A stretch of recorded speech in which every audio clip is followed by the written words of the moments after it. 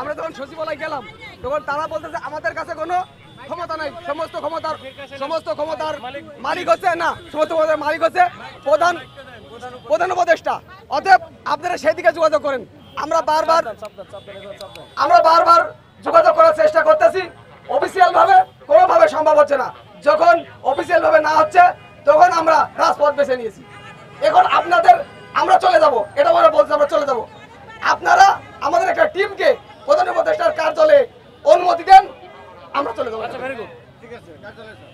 আচ্ছা, এখন আমি বলি, আচ্ছা প্রধান উপদেষ্টার কার্যালয়ে আপনারা যেতে যাচ্ছেন, উনি বললো এটা যদি ওনার সবার কথা হয়, আমি সবার যদি কথা হয় তাহলে একটা কাজ করেন, শোনেন।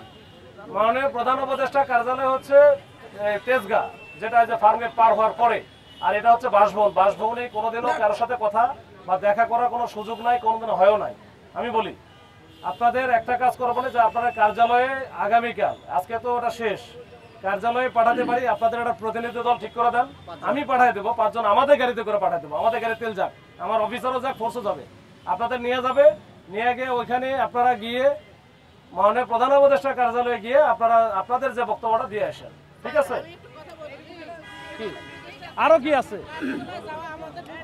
ও মানে কার্যালয়ে যাবেন না, তাহলে কুটি যাবেন?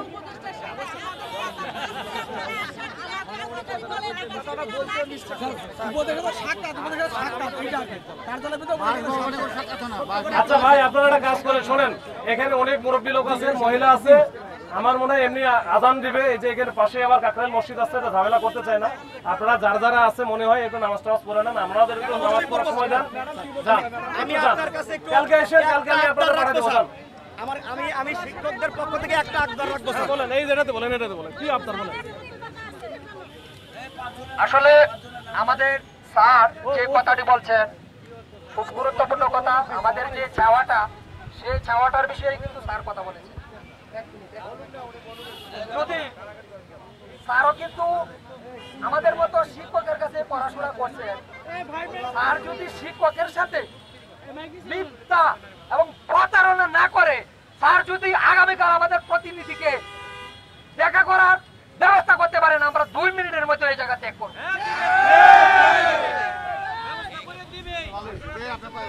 আচ্ছা, এর ইতিপূর্বে যত আন্দোলনকারী আসছে, আমি একটা কথা বলছি, কথা বলে কথা রাখি নাই, এরকম যদি একটা পাওয়া যায় তাহলে আমি হচ্ছে চাকরি ছাড়া দেবো, ঠিক আছে? আচ্ছা, আর কালকে যদি ওইখানে যাইতে চাও, সেটা কিন্তু কই যে গিয়া যদি বলা আবার যে আমরা মাননীয় প্রধান উপদেষ্টার সাথে যা দেখা করে আসবো, এটা সাথে না, ওইখানে কার্যালয়ে যাবে, কার্যালয়ে গিয়া তোমার দাবিটা দিয়ে আসবো। ওইখানে মাননীয় প্রধান উপদেষ্টা পিএস আছে, এপিএস আছে, বা অন্যান্য যারা আছে তারা নিবে। ভাই এটা কখনো, এটা কেন তুমি কেন, এটা হচ্ছে এটা তো হয় না, এইভাবে হবে না।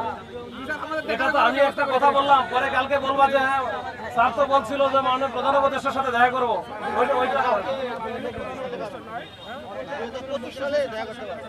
ওইটা যদি ওরা যদি চায়।